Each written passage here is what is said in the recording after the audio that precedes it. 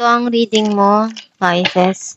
Welcome back to our channel. Naway nasa mabuti kayong kalagayan while watching the channel. This is a general reading. Kayo nang bahalang magpalit-palit ng situation nyo sa reading ko.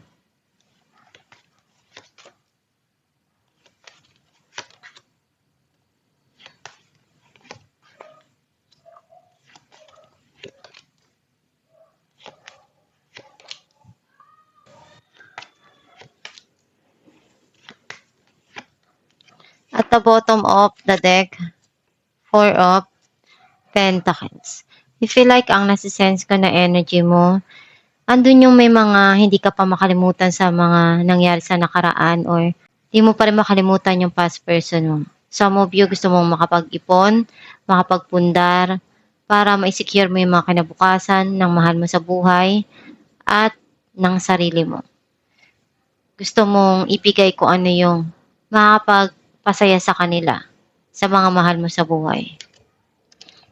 Ang mensahe ng card mo, marami kang pagsubok na pinagdaanan at lahat yun na-overcome mo. Some of you may darating na crossroad dito or pagdadaanan mo. May darating na celebration, reunion or reconciliation.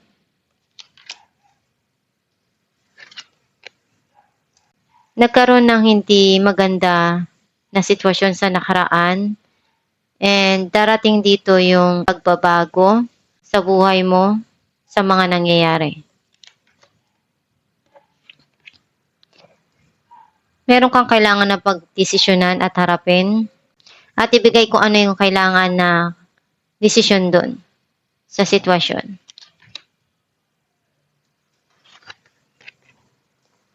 Alam mo na kung ano yung magpapasaya para sa'yo, kung ano yung kailangan sa buhay mo.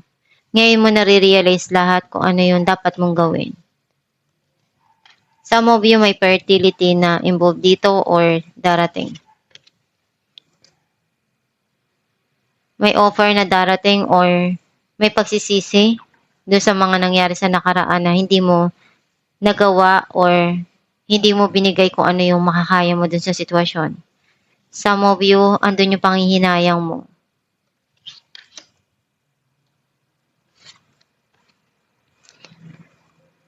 Iniisip mo, ginawa mo lahat, pero bakit ganun? Walang nangyari. Binigay mo lahat, pero walang bumabalik. Ngayon, pagod ka na. Kasi hindi naman nababalik lahat ng mga ginagawa mo.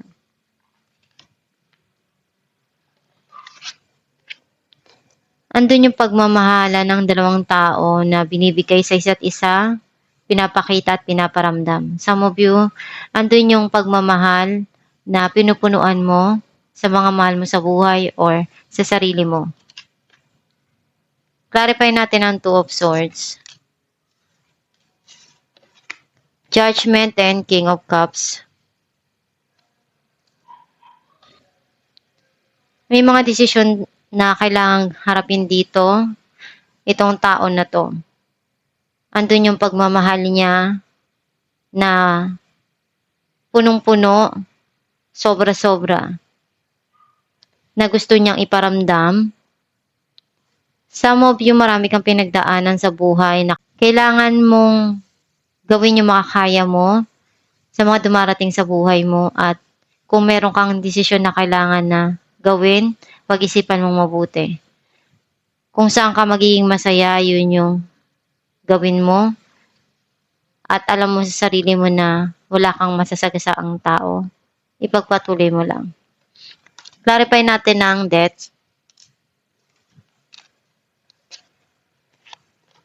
Page of Wands and Six of Swords. May magandang balita dito na darating. Unti-unti ka nang mag-heal sa mga nangyari sa nakaraan. Ngayon natuto ka na. And alam mo na kung ano yung kailangan mong gawin at harapin sa buhay mo. Clarify natin ang The Empress. King of Wands and Six of Cups. Very passionate itong tao na to. Gagawin niya lahat ng makakaya niya para maipakita niya sa'yo kung gaano siya ka-passionate sa connection sa'yo. Gusto niya iparamdam yung affection. and iniisip niyang bumalik sa buhay mo. Ngayon naiisip niya kung ano yung deserve mo, kung gaano ka kahalaga sa buhay niya. Clarify natin ng Seven of Pentacles, of Wands, and Four of Pentacles. Hindi mo pa rin makalimutan yung mga nangyari sa nakaraan. Nag-hold back ka pa rin dun sa past person mo. And iniisip mong makipagkita, gawin yung makakaya mo, bigyan ng panahon at maglaan ng panahon dun sa tao, dun sa past person mo. Kasi andun pa rin yung puso mo eh. You feel na yung tao na yun yung soulmate mo. Kaya binabalik-balikan mo pa rin at hindi mo pa rin makalimutan. Clarify natin ng Three of Cups, Five of Wands, and Two of Swords. You feel something here na conflict or may kakompetensya ka. And magkakaroon ng reconciliation, maraming pinagdaanan, pero unti-unting ma-overcome yung mga pagsubok na yon. Kahit na nag-struggle dun sa passion na yun, alam mo na kaya mong malagpasan yun. Clarify natin ng King of Swords, Knight of Swords, and Eight of Swords. May darating dito na clarity or communication. Even though nakikita ko na you feel na nagmi-mirroring ka, nagkakaroon ng sitwasyon na iniisip mo, pabalik-balik lang yung situation na yon, yung mga nangyayari, at kailangan mo nang harapin at pagdesisyonan. Or may tao dito na nagbibigay ng payo sa'yo kung ano yung dapat mong gawin, pero naguguluhan ka pa kasi nandun ka sa time na natatrap ka dun sa isang situation. Clarify natin ang Four of Cups, Page of Cups, and King of Pentacles. May mga pangarap ka pa sa buhay mo na gusto mo pang maabot. And unti-unti mong nare-reach yung goal mo, yung nagkakaroon ng stability sa financial or nakakaipon ka na, unti-unti mo nang nakukuha kung ano yung gusto mo. Clarify natin ang The Lovers. Some of you may tao na gustong mag-offer sa'yo or may darating na offer. Seven of Pentacles and Three of Wands. May mga plano ka pa para sa kinabukasan mo or may mga plano kayo na gusto nyo pang mangyari para sa relasyon. Gusto nyong ibigay sa isa't isa yung panahon at oras.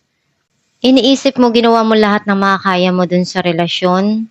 Binigay mo yung effort, time na makakaya mo dun sa relasyon. Pero walang bumabalik, walang nangyayari.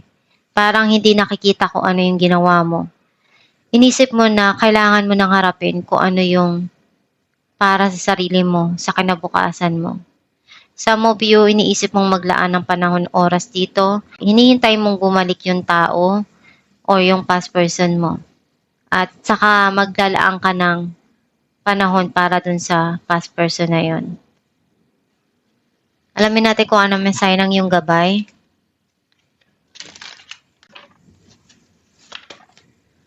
Shower of Abundance. To heal your financial situation, first give us your worries concerning money. We will guide you in order to show you how to create and accept abundance. As we work together, your financial situation will heal as fast you will allow. Ang mensahe ng iyong gabay na magdasal ka lang palagi kung ano yung gusto mong mangyari sa buhay mo. Kumonek ka sa Diyos Ama, magpasalamat ka sa mga blessing na dumarating sa'yo. At kung meron ka pinagdadaanan sa financial mo, unti-unting maghihilian kung ano yung sitwasyon na nangyayari ngayon sa buhay mo. Basta kung ano yung mga wino-worry mo, ipagdasal mo lang yan, ibigay mo sa Diyos Ama kung ano yung nararamdaman mo at iniisip mo. Gawin mo lang palagi yung makakaya mo para magtagumpay sa buhay at huwag kang susuko sa mga pinagdadaanan mo. Nandiyan lang ang Diyos Ama para tulungan ka sa mga nangyayari sa buhay mo ngayon. At ito ang iyong reading, Pisces, kung nakaresonate ka, kindly comment down below. Thank you for watching.